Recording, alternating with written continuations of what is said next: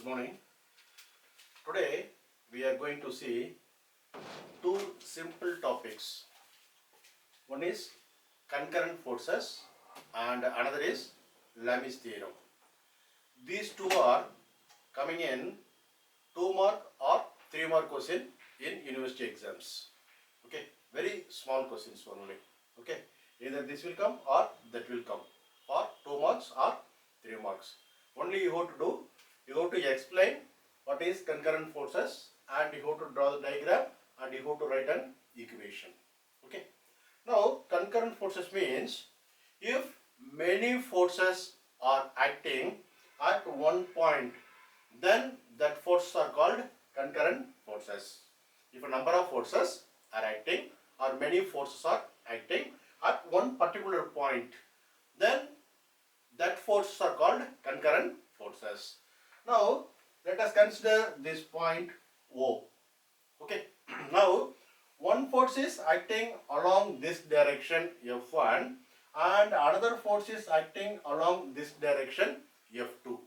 Okay. That means here I am considering two forces time being. I am considering two forces only.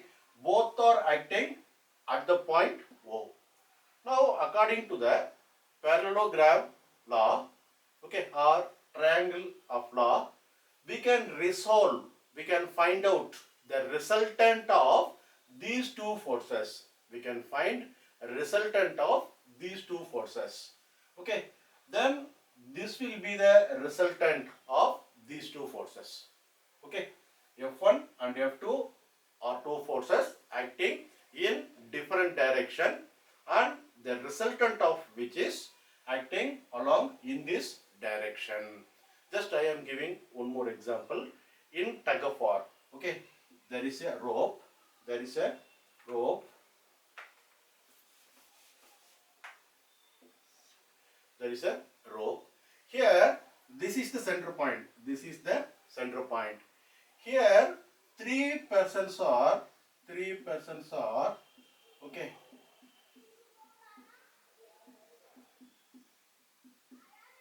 pulling in this direction. Three persons are pulling in this direction. Okay.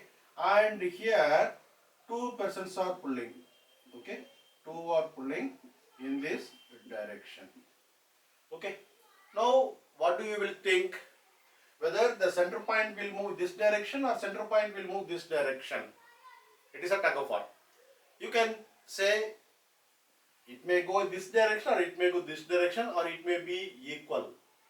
The center point may not be moving either direction. It may be constant because it depends upon the forces.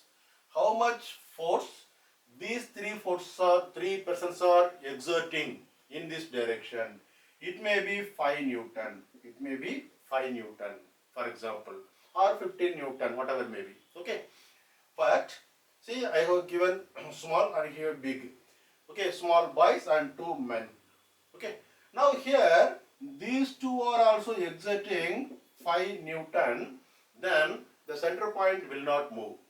Here forces are acting at one point, but both the forces are equal. Therefore, this center point is not moving in either direction. But forces are different. This is 5 Newton, this is 5 Newton, this is 5 Newton, but both are in opposite direction. If one is coming here and joining here, then what will happen? Definitely this center point will move in this direction. That is the same thing happening here. Okay. Now what I am going to explain is, this is the center point and two forces are acting at two different directions and we resolve them into resultant and the resultant is acting along this direction.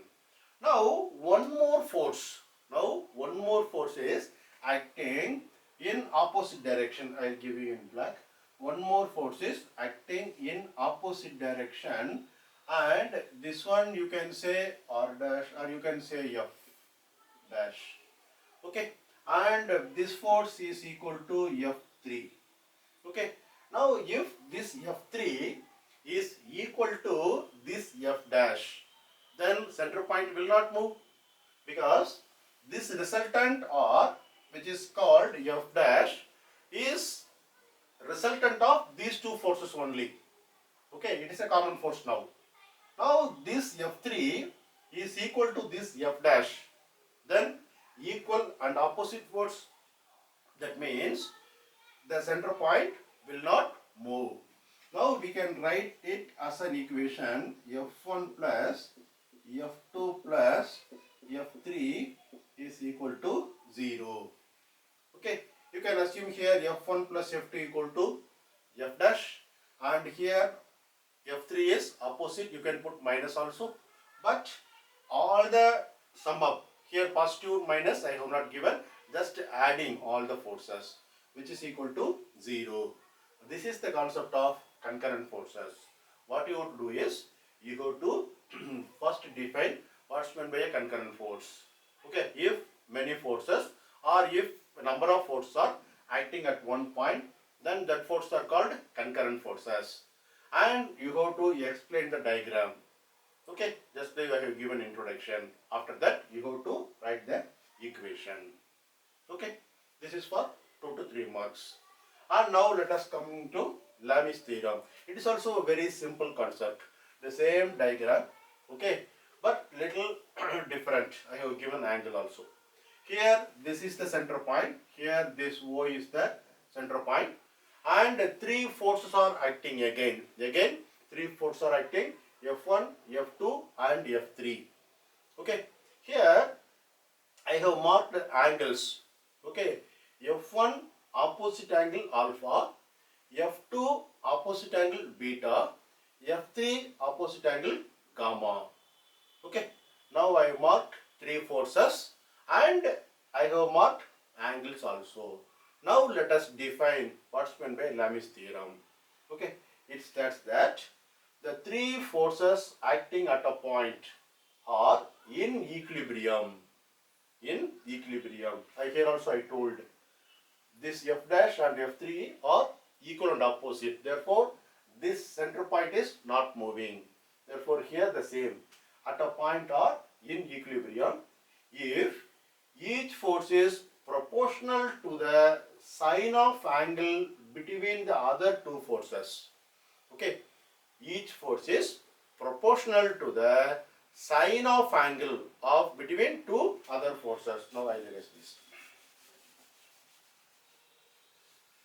That means 3 forces are acting at one point. There is no doubt. 3 forces F1, F2, F3 are acting at one point, at the point O. Now we have marked the angles, and after that we are saying both all are in equilibrium. That means this point is not moving. Okay. If each force is proportional to the sine of angle, that means F1 is proportional to sine of other angle between other 2 forces. This is the angle between other 2 forces. Okay.